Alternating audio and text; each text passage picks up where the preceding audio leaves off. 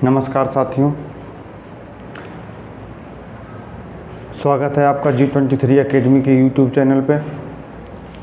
तो बायोलॉजी में जहाँ तक हम पढ़ चुके थे उसी के आगे पढ़ेंगे। तो पहले देख लेंगे हमने क्या क्या पढ़ रखा था और उसी से आगे चीज़ों को रिलेट करके पढ़ेंगे। तो हमने पिछली क्लास में देखा था बेटा, एक होता है केंद्रक, एक होता है केंद्रक, यानी इसको अगर डायरेक्ट लिखना चाहें तो ये है आपका क्या, ये है केंद्रक। और इस केंद्रक में एक रिंच ऐसी कोई संरचना पाई गई थी, इस केंद्रक में रिंच ऐसी संरचना पाई गई थी जिसको किसने देखा था, जिसको देखा था बेटा वॉल्टेयर ने। किसने देखा था, यहाँ अगर लिखना चाहें तो इससे देखा था किसने बेटा, वॉल्टेयर ने। और वॉल्टेयर ने इसे कहा था कि ये है क्या, क्रोमोसोम। वॉल्टेयर ने इसे कहा था कि यह है एक क्रोमोसोम।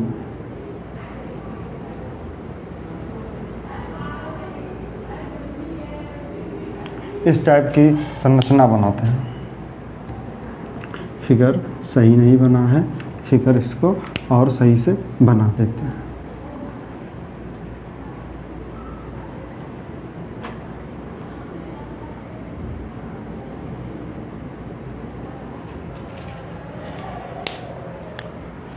तो इसको यहाँ, हाँ ऐसे देखो, केंद्रक की खोज किसने की थी, केंद्रक की खोज की थी रॉबर्ट ब्राउन ने।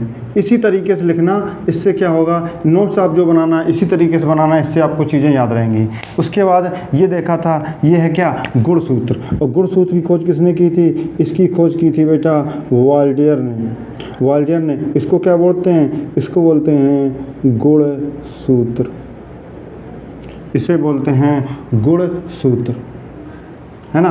तो गुणसूत्र की खोज किसने की थी, वॉल्टेयर ने की थी। इसके बाद एक वैज्ञानिक आते हैं कार्ल बक्स। तो कार्ल बक्स ने देखा कि इस गुणसूत्र के अंदर भी एक कुंडलीनुमा संरचना पाई जा रही है, यानी इसके अंदर भी कुछ भरा है। तो उन्होंने देखा इस पूरी संरचना में ऐसे बहुत सारी कुंडलियां हैं, और यानी कुछ तो है जो अभी तक नहीं पता है। तो उन्होंने देखा कि इसके अंदर ऐसे पूरे में एक चीज़ भरी है, और ये क्या था, ये था आपका गुणसूत्र। और इसे जब खींचा गया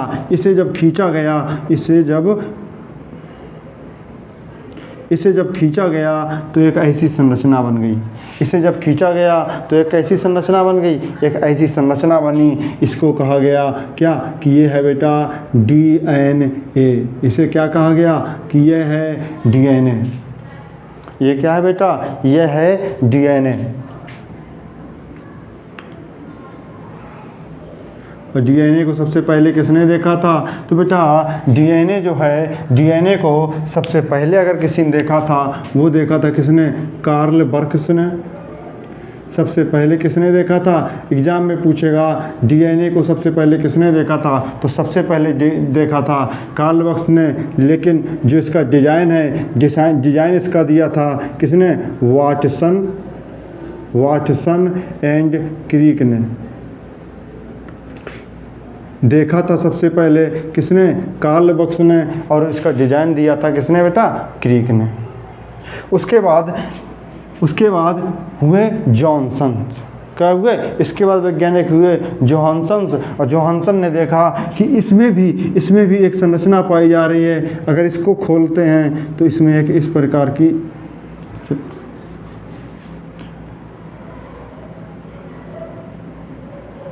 इन्होंने देखा तो इसमें एक ऐसी संरचना पाई जाती है। इन्होंने क्या देखा, इन्होंने देखा कि इसके अंदर भी कुछ है, जिसको और खींचा गया तो इसमें एक संरचना पाई गई, जिसे क्या कहा गया, जिसे कहा गया कि ये क्या है बेटा, ये कहा गया कि ये जो संरचना है ये है जीन। ये जो संरचना है ये क्या है बेटा, जीन है।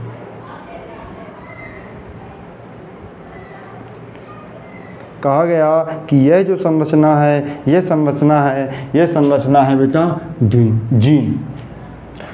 अगर जीन की बात करें तो जीन की खोज किसने की थी? जीन की खोज की थी जोहानसन ने। जीन की खोज की थी जोहानसन ने। जो जीन है, जब जीन को भी देखा गया तो जीन में भी क्या, जीन में देखा गया तो जीन में भी कुछ अम्ल पाए जाते हैं। जीन में देखा गया तो देखा गया कि जीन में भी कुछ अम्ल पाए जाते हैं। जीन में क्या होता है बेटा? जीन में भी कुछ अम्ल पाए जाते हैं, है ना। इस जीन में भी और जीन में भी क्या कुछ अम्ल पाए जाते हैं, जिसे कहते हैं एडनिन, थायमिन, गुआनिन और साइटोसिन। एडनिन, थायमिन, गुआनिन और साइटोसिन। क्या देखा कि सबसे पहले केंद्रक में एक संरचना पाई जाती है, तो केंद्रक में इसमें जीव द्रव्य भी भरा होता है बेटा। इस केंद्रक में क्या होता है? केंद्रक में जो अंदर भरा होता है, इसके अंदर भरा होता है बेटा क्या? न्यूक्लियोप्लाज्म। ये कोशिका नहीं है, ये केंद्रक है। तो हमने देखा इसके अंदर क्या पाया जाता है? एडनिन, थायमिन, गुआनिन और साइटोसिन। इसके अंदर क्या पाया जाता है? जीन में भी न्यूक्लियोटाइड भरे होते हैं। यानी उन्होंने क्या देखा कि जीन होता है, जीन में भरे होते हैं न्यूक्लियोटाइड। यानी यहाँ से लिखेंगे तो लिखेंगे जीन में भी न्यूक्लियोटाइड होते हैं। जीन में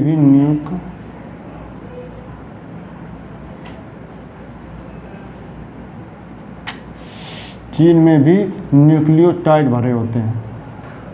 अब वो न्यूक्लियोटाइड क्या होते हैं? वो न्यूक्लियोटाइड होते हैं एडेनिन,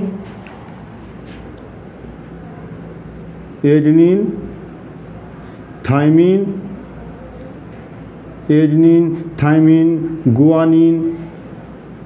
गुआनिन और साइटोसिन। एडेनिन, थायमिन, गुआनिन और साइटोसिन। ये चीज़ें यहाँ तक हम देख चुके थे, है ना। यहाँ तक चीज़ों को हम देख चुके थे। अब इस चीज़ के आगे पढ़ते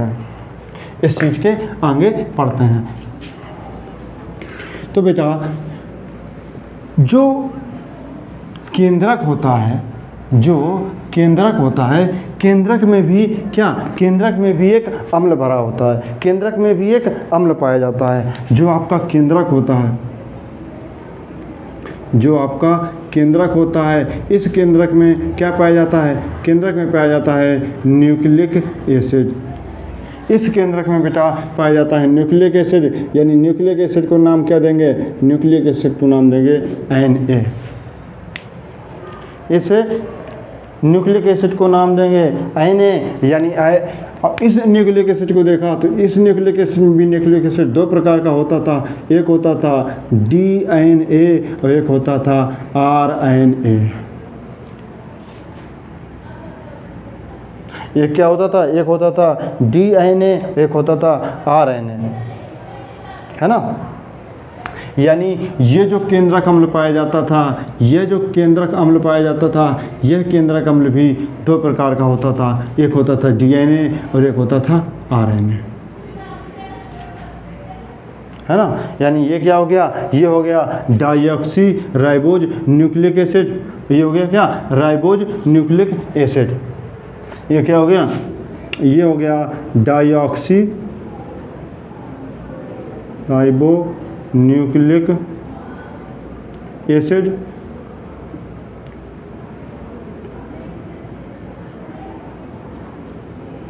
डाइऑक्सी राइबोज न्यूक्लिक एसिड। और यहाँ पर क्या? Ribose nucleic acid.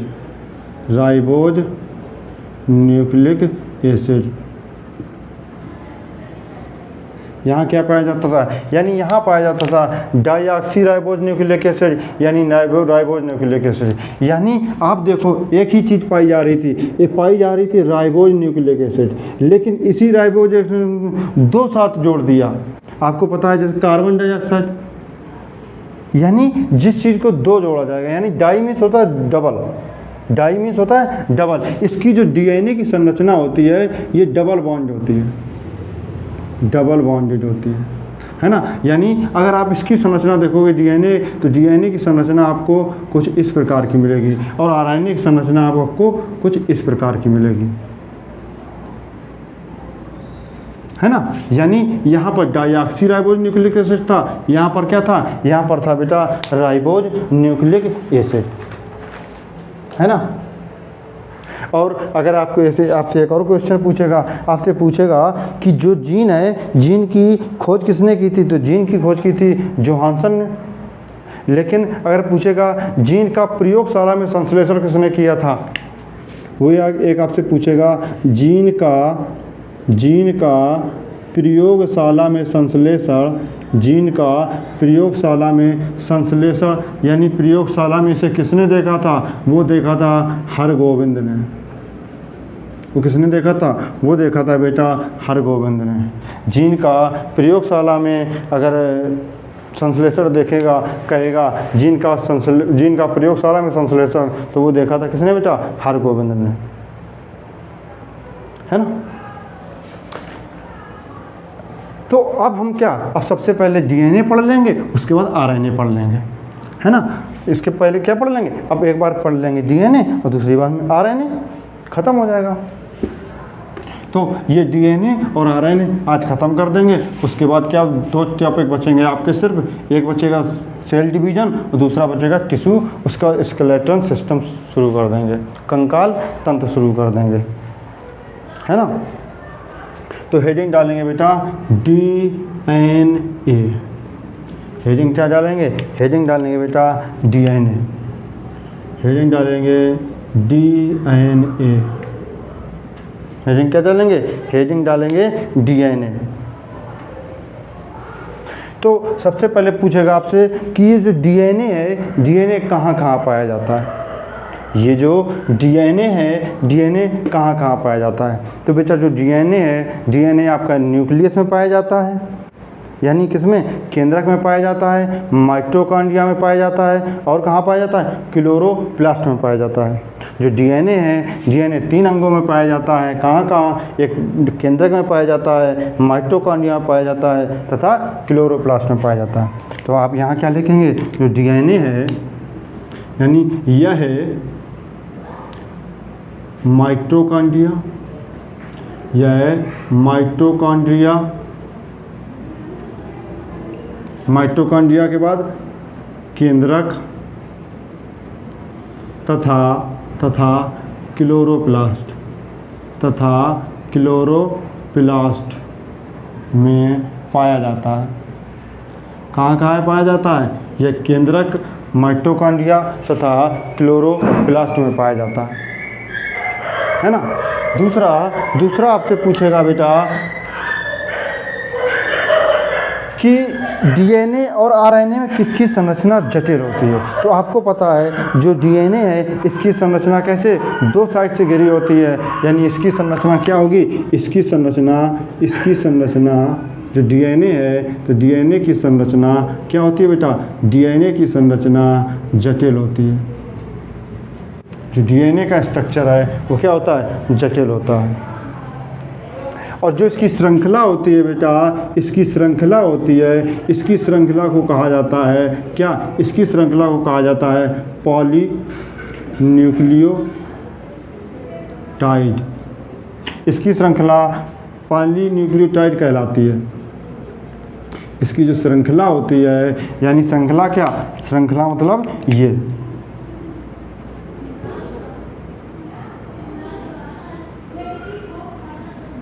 ये जो श्रृंखला है, इसकी ये श्रृंखला कहलाती है पॉलीन्यूक्लियोटाइड, है ना। डीएनए की श्रृंखला क्या कहलाती है, पॉलीन्यूक्लियोटाइड कहलाती है। यानी डीएनए जो है, डीएनए क्या कहलाने लगेगा, डीएनए कहलाने लगेगा आपका पॉलीन्यूक्लियोटाइड, पॉलीन्यूक्लियोटाइड। डीएनए है जो, डीएनए कहलाने लगा पॉलीन्यूक्लियोटाइड। अगर इस पॉलीन्यूक्लियोटाइड को देखा जाए, इस पॉलीन्यूक्लियोटाइड को देखा जाए, तो ये विभाजित होता है 2 भागों में। ये विभाजित होता है बेटा 2 भागों में। एक भाग में पाया जाता है न्यूक्लियोसाइड, एक भाग में पाया जाता है न्यूक्लियोसाइड, और दूसरे हिस्से में पाया जाता है फॉस्फेट। फॉस्फेट में क्या जाता है, यहाँ पर फास्फोरस पाया जाता है, यहाँ पर फास्फोरस पाया जाता है, यहाँ बेटा फास्फोरस पाया जाता है। यानी ये जो डीएनए है, डीएनए की श्रृंखला को कहलाते हैं पॉलीन्यूक्लियोटाइड। और पॉलीन्यूक्लियोटाइड भी दो भागों में विभाजित होता है, एक होता है न्यूक्लियोसाइड और दूसरा होता है फॉस्फेट। और जो फॉस्फेट है, फॉस्फेट में फास्फोरस पाया जाता है। और जो ये है न्यूक्लियोसाइड फिर से दो भागों में विभाजित हो जाता है। और इसके एक हिस्से पर पाया जाता है बेटा शुगर, और दूसरे हिस्से पर क्या पाया जाता है, दूसरे हिस्से में पाया जाता है नाइट्रोजन बेस। दूसरे हिस्से पर पाया जाता है नाइट्रोजन बेस। और आपको हमने जो बायोलॉजी की पहली क्लास बताई थी, हमने आपको बताया था अगर कहीं शुगर है तो शुगर है मतलब वहाँ पर क्या आ जाएगा, ओज आ जाएगा, है ना। ओज बताया था कार्बोहाइड्रेट, और कार्बोहाइड्रेट क्या शुगर ही तो होती है। दूध में पाई जाने वाली शुगर लैक्टोज, दूध में पाई जाने वाली शर्करा लैक्टोज। यानी कहीं अगर ओज आ रहा है तो ओज मतलब कार्बोहाइड्रेट, कार्बोहाइड्रेट मतलब शर्करा। आप जाके शर्करा लिखिए, है ना, शर्करा। ओज कहीं आ रहा है, ओज मतलब शर्करा, शर्करा मतलब शुगर। तो ये शुगर होती है, और ये शुगर भी दो भागों में विभाजित हो जाती है। ये शुगर भी दो भागों में विभाजित हो जाती है। एक हो जाती है कौन आपसी, एक हो जाती है राइबोज और दूसरी हो जाती है डाईऑक्सीराइबोज। दूसरी क्या हो जाती है, डाईऑक्सीराइबोज। यानी हमने क्या देखा, हमने देखा जो डीएनए है, डीएनए माइटोकॉन्ड्रिया केंद्र तथा क्लोरोप्लास्ट में पाया जाता है। इसकी संरचना जटिल होती है, इसकी श्रृंखला पॉलीन्यूक्लियोटाइड कहलाती है। यानी डीएनए जो हो गया कहलाने लगा पॉलीन्यूक्लियोटाइड, और पॉलीन्यूक्लियोटाइड को विभाजित किया तो इसमें दो चीज़ें पाई जाती है, एक न्यूक्लियोसाइड, दूसरा फास्फेट। फास्फेट में फास्फोरस पाया जाता है। उसके बाद न्यूक्लियोसाइड में देखा तो एक हिस्से में एक हिस्से में पाया जाता है शुगर, दूसरे हिस्से में पाया जाता है नाइट्रोजन बेस। यानी शुगर में भी एक हिस्से में एक राइबोज, दूसरा डाईऑक्सीराइबोज। और आपको पता है ओज अगर कहीं आ रहा है, ओज अगर कहीं भी आ रहा है तो ओज का मतलब होता है शर्करा यानी कार्बोहाइड्रेट। ओज क्या होता है बेटा, ओज होता है शर्करा, है ना। यहाँ तक कोई दिक्कत। और जो बेटा ये नाइट्रोजन बेस होता है, नाइट्रोजन बेस भी दो प्रकार से बच जाता है। एक बच जाता है पायरीन और दूसरा बच जाता है पाइरेडमिन।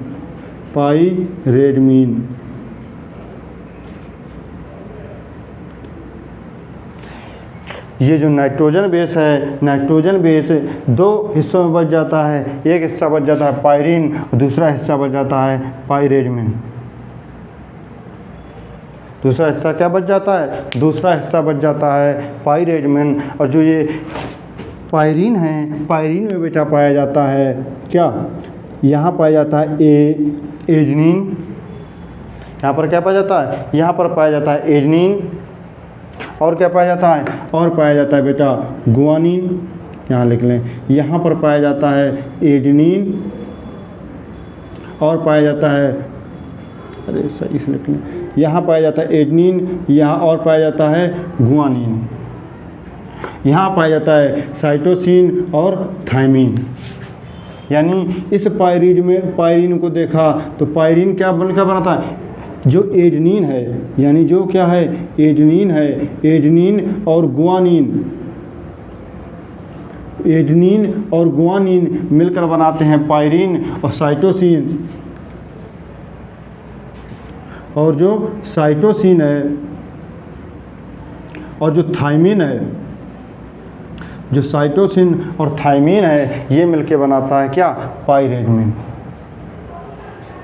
है ना।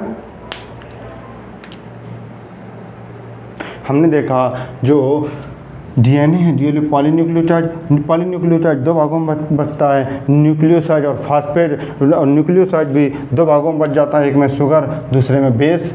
शुगर में भी एक में राइबोज डाईऑक्सीराइबोज। जो नाइट्रोजन बेस है नाइट्रोजन बेस दो भागों में बच जाता है, पायरिन और पायरेजमिन। और पायरिन होता है एडनिन और ग्वानिन, और जो साइटोसिन थायमिन होता है ये पायरेजमिन बन जाता है। ये क्या बन जाता है? पायरेजमिन बन जाता है ना। अब डीएनए से जो कुछ इम्पोर्टेंट और चीज़ें बची हैं वो साइड लिख लेंगे और डीएनए ख़त्म हो जाएगा। इसके बाद पढ़ लेंगे आरएनए। तो बेटा जो डीएनए होता है डीएनए के एक फेरा की जो लंबाई होती है, जो डीएनए होता है डीएनए के एक फेरा की लंबाई, डीएनए के एक फेरा की जो लंबाई होती है वो होती है 34 एंगस्ट्रॉम। डीएनए जो होता है डीएनए के एक फेरा की जो लंबाई होती है वो होती है कितनी बेटा? वो होती है 34 एंगस्ट्रॉम।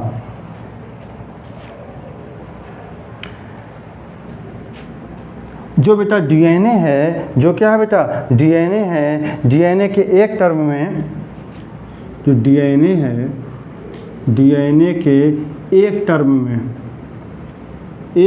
में कितने? 10 न्यूक्लियोटाइड पाए जाते हैं।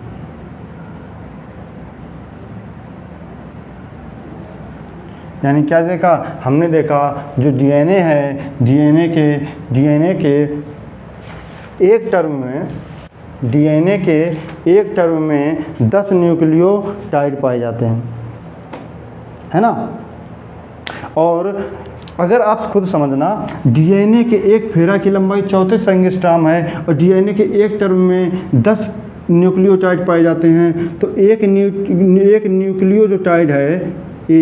न्यूक्लियोटाइड जो है इसकी लंबाई कितनी हो जाएगी? इसमें भाग देंगे तो 3.4 एंगस्ट्रॉम। यानी एक न्यूक्लियोटाइड की जो लंबाई होती है, यानी क्या कहेंगे? एक न्यूक्लियोटाइड की जो लंबाई होती है, वो हो जाती है 3.4 एंगस्ट्रॉम, है ना। उसके बाद आपको लिखना चाहें तो लिख सकते हैं, ज़रूरत तो नहीं है। कि डीएनए की जो संरचना होती है डबल स्टैंडर्ड होती है। यानी डीएनए की संरचना, स्ट्रक्चर ऑफ डीएनए की संरचना कैसी होती है? डबल स्ट्रक्चर होती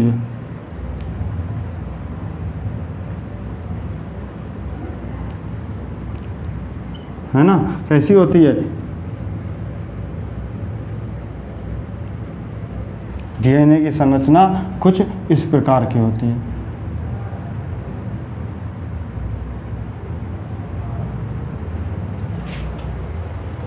है ना। डीएनए की जो संरचना है ये कैसी होती है? डबल स्टैंडर्ड होती है। डीएनए की जो संरचना होती है डबल स्टैंडर्ड्स होती है ना। उसके बाद जो ये हमने देखा था एडनिन, गुआनिन, साइटोसिन और थायमिन, तो देखना बेटा कैसे याद करना। आप याद करना ATGC। और जो AT है यानी एडनिन और थायमिन है, इसमें पाए जाते हैं डबल हाइड्रोजन बॉन्ड। और जो गुआनिन और साइटोसिन है इसमें पाए जाते हैं ट्रिपल हाइड्रोजन बॉन्ड, है ना। यानी अगर आप डायरेक्ट यहाँ से लिखने लें, यानी AT में क्या पाया जाएगा? Double hydrogen bond. और इसमें क्या पाए जाएंगे? इसमें पाए जाएंगे ट्रिपल हाइड्रोजन बॉन्ड।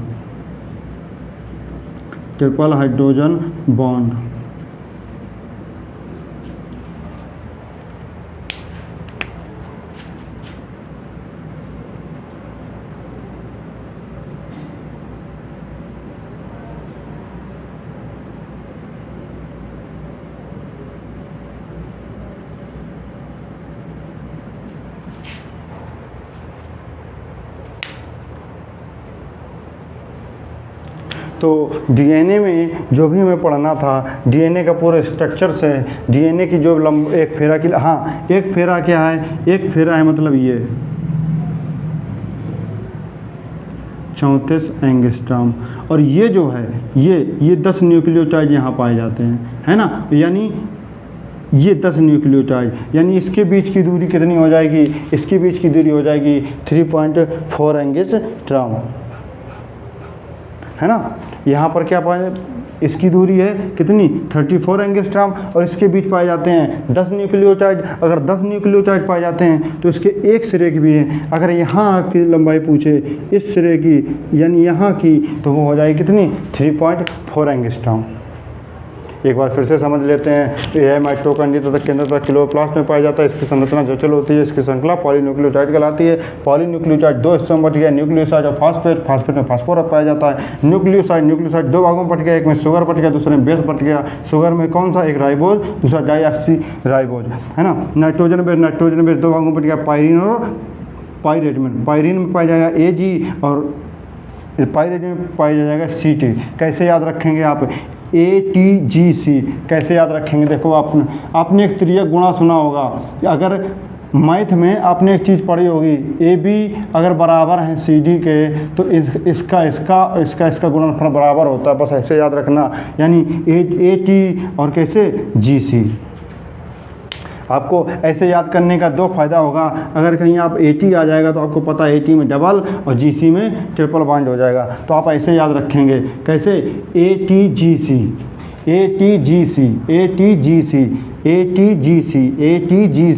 है ना। AT double hydrogen bond, GC triple hydrogen bond. इसकी संरचना डबल स्टैंडर्ड होती है, जो एक न्यूक्लियोटाइड होती है उसके बीच की दूरी, एक न्यूक्लियोटाइड दूरी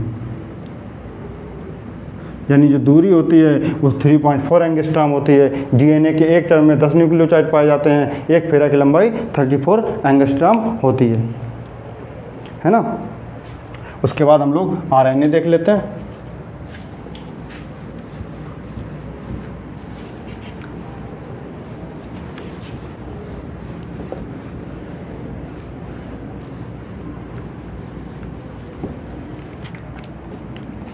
उसके बाद आरएनए,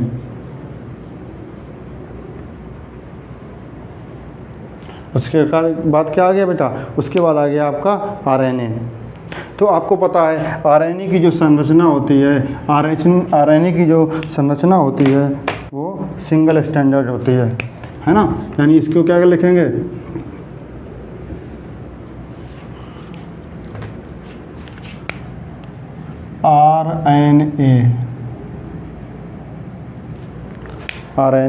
आरएनए क्या देखेंगे, इसकी संरचना कैसी होती है बेटा, सिंगल स्टैंडर्ड होती है। हमने आपको पहले ही बताया कि आरएनए जो होता है, आरएनए की जो संरचना होती है सिंगल स्टैंडर्ड होती है, और डीएनए की जो संरचना होती है वो डबल स्टैंडर्ड होती है। यानी जो आरएनए है, आरएनए की संरचना जो होती है वो सिंगल स्टैंडर्ड होती है। अब बताइए आरएनए है, आरएनए में कौन सा शुगर पाया जाता है, ये पूछने की बात ही नहीं। उसने आपसे आरएनए कह दिया, आर मतलब राइबोज, राइबोज मतलब इसमें कौन सा शुगर पाया जाता है, इसमें राइबोज शुगर पाया जाता है। तो यानी क्या हो जाएगा, इसमें राइबोज शुगर पाया जाता है। अरे ओज कहीं आ गया तो शुगर हो गया ना, ओज आ गया तो शर्करा हो गया। इसमें क्या, राइबोज, इसमें कौन सा शुगर पाया जाता है, इसमें राइबोज शुगर पाया जाता है।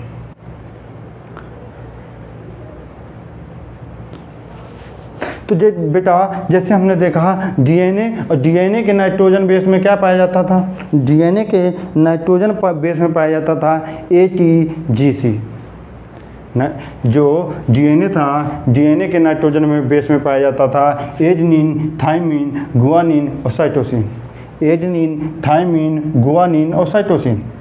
लेकिन इसमें क्या होता है, इसमें बेटा जो होता है, इसमें थाइमिन के स्थान पर यूरेसिल आ जाता है। इसमें थाइमिन के स्थान पर क्या आ जाता है, यूरेसिल आ जाता है। यानी इसमें क्या होता है, इसमें ऐसे लिखो, इसके नाइट्रोजन बेस में थाइमिन के स्थान पर इसके नाइट्रोजन बेस में थायमीन के स्थान पर यूरेसिल आ जाता है, यूरेसिल आ जाता है। अगर थायमीन के स्थान पर यूरेसिल आ जाएगा तो क्या बचेगा? एडेनिन बचेगा, ग्वानिन बचेगा, साइटोसिन बचेगा। यानी इसके नाइट्रोजन में क्या क्या पाया जाता है? तो इसके नाइट्रोजन में पाया जाता है एडेनिन, यूरेसिल, ग्वानिन और साइटोसिन, है ना। उसके बाद ये कहेगा कि ये जो आरएनए है, आरएनए में किसका निर्माण होता है? तो आरएनए है बेटा, आरएनए निर्माण करता है किसका? प्रोटीन का करता है। यानी आरएनए जो होता है ये किसका निर्माण करता है? आरएनए प्रोटीन का निर्माण करता है। आरएनए जो है ये प्रोटीन का निर्माण करता है। अब जो बेटा आरएनए है तो आरएनए भी 3 प्रकार का होता है। आरएनए भी 3 प्रकार का होता है। जो आरएनए है, आरएनए होता है बेटा 3 प्रकार का। एक होता है आपका एमआरएनए, एक होता है एमआरएनए यानी मैसेंजर आरएनए। दूसरा होता है आपका टीआरएनए, ट्रांसपोर्ट आरएनए। और चौथा हो जाता है आरआरएनए। चौथा क्या हो जाता है बेटा? आरआरएनए। यानी जो आरएनए है, आरएनए भी 3 प्रकार का होता है, एमआरएनए, टीआरएनए और आरआरएनए। और आपको पता है आरएनए क्या बनाता है? प्रोटीन बनाता है। प्रोटीन कैसे बनाता है? आपको पता है जो 20 अमीनो एसिड होते हैं, जो 20 अमीनो एसिड होते हैं, इसके बराबर क्या होता है? एक प्रोटीन होता है। और आपको पता है इन 20 अमीनो एसिड में 10 अमीनो एसिड ऐसे होते हैं जो हमें बाहर से लेना पड़ता है, और 10 अमीनो एसिड ऐसे होते हैं जो हमारा शरीर स्वयं निर्माण करता है। इस 10 को बोलते हैं आवश्यक प्रोटीन, इस 10 को क्या बोलते हैं? आवश्यक प्रोटीन बोलते हैं, और इसको बोलते हैं अनावश्यक प्रोटीन। अनावश्यक प्रोटीन।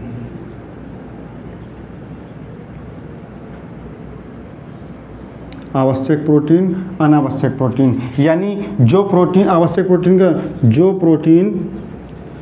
प्रोटीन शरीर निर्माण नहीं करता, शरीर निर्माण नहीं करता, है ना, उसको बोलते हैं आवश्यक प्रोटीन। जो प्रोटीन शरीर निर्माण करता है उसे बोलते हैं अनावश्यक प्रोटीन। यानी शरीर निर्माण करता है, शरीर निर्माण करता है। अगर शरीर निर्माण करता है तो उसको बाहर से लेने की आवश्यकता ही नहीं है, यानी वो क्या हो गया? अनावश्यक हो गया। और जो शरीर निर्माण नहीं करता है वो हो गया आवश्यक। वो क्या हो गया? वो हो गया आवश्यक। यहाँ से हमने देखा जो आरएनए है, आरएनए भी 3 प्रकार का होता है। वो क्या होता है? एमआरएनए, टीआरएनए और आरआरएनए। जो बेटा एमआरएनए है, जो एमआरएनए है, एमआरएनए का काम होता है, ये क्या करता है? यह जैसे कोई प्रोटीन आ रहा है, हमने खाना खाया, खाने से जैसे प्रोटीन उसे देखेगा वो सारे प्रोटीन को एक साथ समेट लेगा। यानी हमने जैसे खाना खाया तो एमआरएनए ऐसे ताकता रहता है, ऐसे झांकता रहता है, और जैसे उसे देख गया अच्छा ये प्रोटीन आया, प्रोटीन को खींच लेता है अपनी तरफ, उसे रख लेता है, उसके बाद दूसरे को देखता है। यानी ये प्रोटीन को क्या करता है? प्रोटीन की पहचान करता है और उन्हें एक क्रम में सजाता है। जैसे मान लो आपने खाना खाया, उसे कोई प्रोटीन मिल गया, प्रोटीन ए मिला उसने रख लिया, प्रोटीन बी रखा उसने इस साइड रख लिया। ऐसे अपने आसपास ये क्या करता है? प्रोटीन को सजा लेता है। एमआरएनए क्या करता है? प्रोटीन को आपस में सजा लेता है, उसकी पहचान करता है, उन्हें एक क्रम में रख देता है। अब जब वो एक क्रम में रखता है तो उसे ले जाने के लिए, ट्रांसपोर्ट करने के लिए कोई दूसरा आरएनए चाहिए, तो ये हो जाता है टीआरएनए। टीआरएनए क्या होता है? ये ट्रांसपोर्ट करता है। टीआरएनए क्या करता है? ये ट्रांसपोर्ट करता है ना। यह क्या करता है? यह अगर करेगा तो यह क्या करेगा? यह आवश्यक की पहचान करता है, यह आवश्यक की पहचान करता है। यानी यह हमें आवश्यकता है उसकी पहचान करेगा। यह आवश्यक की पहचान करता है, और क्या करता है, और उन्हें क्रम में सजाता है, और उन्हें क्रम में सजाता है,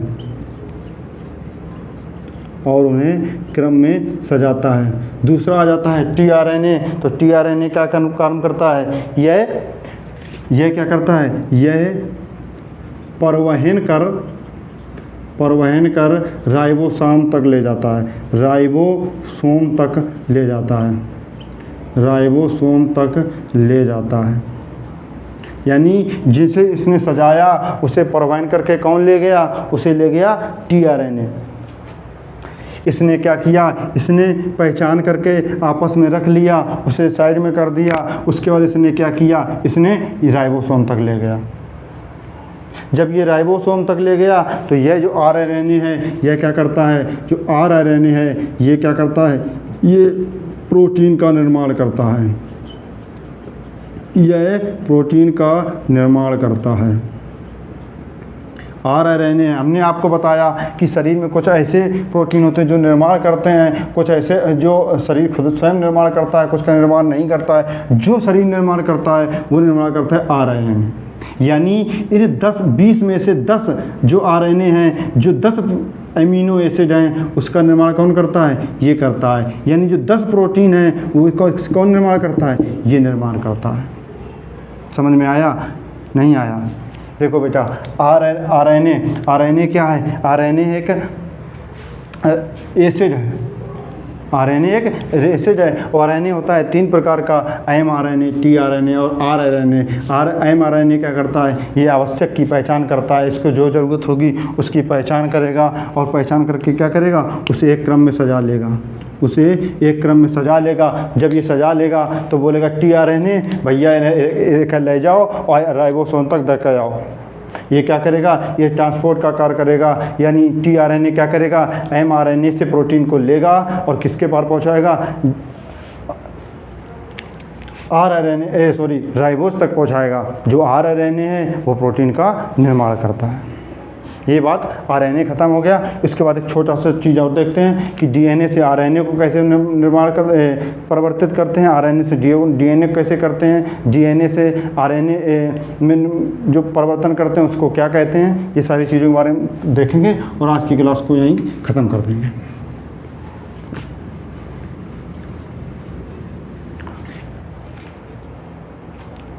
तो सबसे पहले देखना, सबसे पहले बेटा डीएनए, उसके बाद आरएनए। एक तरफ लिख लिया डीएनए, दूसरी तरफ आरएनए, और एक तरफ लिख लिया प्रोटीन। एक तरफ क्या लिख लिया, प्रोटीन। एक तरफ क्या लिख लिया, प्रोटीन लिख लिया। अगर आप डीएनए से आरएनए में परिवर्तित, यानी डीएनए को अगर आप आरएनए में परिवर्तित कर रहे हो, आप क्या कर रहे हो, डीएनए को आरएनए में परिवर्तित कर रहे हो। डीएनए को अगर आप आरएनए में परिवर्तित करते हैं तो उसे कहते हैं बेटा ट्रांसक्रिप्शन, उसे कहते हैं ट्रांसक्रिप्शन।